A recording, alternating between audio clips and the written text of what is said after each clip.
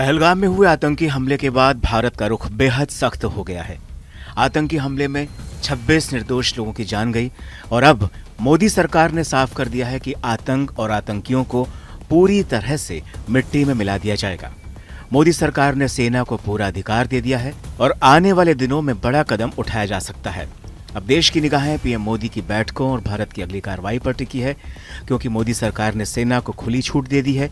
इसका मतलब ये है कि अब सेना अपने हिसाब से कब, कैसे और कहां एक्शन लेना है, ये तय कर सकती है। साफ है कि आतंकियों के बुरे दिन शुरू हो गए हैं और उस देश के भी जो दशकों से इन आतंकियों को पनाह दे रहा है, पाल रहा है और भारत के खिलाफ इस्तेमाल कर रहा है। इसी बीच मंगलवार शाम को आरएसएस प्रमुख मोहन भागवत ने प्रधानमंत्री नरेंद्र मोदी से मुलाकात की। ये मीटिंग पीएम आवास 7 लोक कल्याण मार्ग पर हुई। ये बैठक इसलिए खास मानी जा रही है क्योंकि इससे पहले पीएम मोदी ने रक्षा विभाग और सेना के बड़े अफसरों के साथ पहलगाम आतंकी हमले को लेकर चर्चा की थी। सूत्रों के मुताबिक पीएम मोदी और आरएसएस प्रमुख मोहन भागवत की मुलाकात करीब 1.5 घंटे चली और इसमें देश की सुरक्षा को लेकर गंभीर बातें हुई। इससे पहले एक जनसभा में मोहन भागवत ने कहा था कि सरकार को पहलगाम हमले का सख्त जवाब देना चाहिए। उन्होंने कहा कि धर्म पूछकर लोगों की हत्या की गई, जो कि बहुत शर्मनाक है।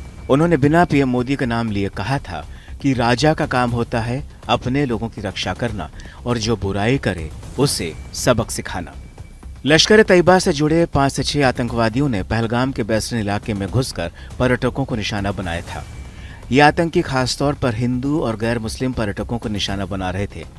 प्रधानमंत्री ने बैठक में कहा कि भारत अब चुप नहीं बैठेगा। अब समय, जगह और तरीके का फैसला सेना करेगी और आतंकियों को ऐसा जवाब मिलेगा जो वो कभी भूल नहीं पाएंगे।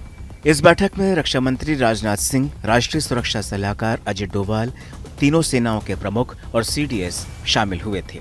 इधर संयुक्त राष्ट्र के महासचिव एंटोनियो गुटेरेस ने भारत और पाकिस्तान दोनों ही देशों के नेताओं से फोन पर बात की। उन्होंने हमले की कड़ी निंदा की और कहा कि दोषियों को सजा मिलनी चाहिए। गुटेरेस ने भारत और पाकिस्तान के बीच तनाव कम करने की अपील की और कहा कि टकराव से बचना जरूरी है, वरना इसके बुरे नतीजे हो सकते हैं। उन्होंने दोनों देशों को बातचीत से हल निकालने में मदद का भरोसा भी दिलाया।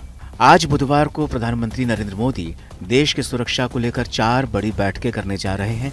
इन बैठकों में पाकिस्तान से निपटने की रणनीति पर फैसला लिया जाएगा। पूरे देश की नजर अब इन बैठकों पर है।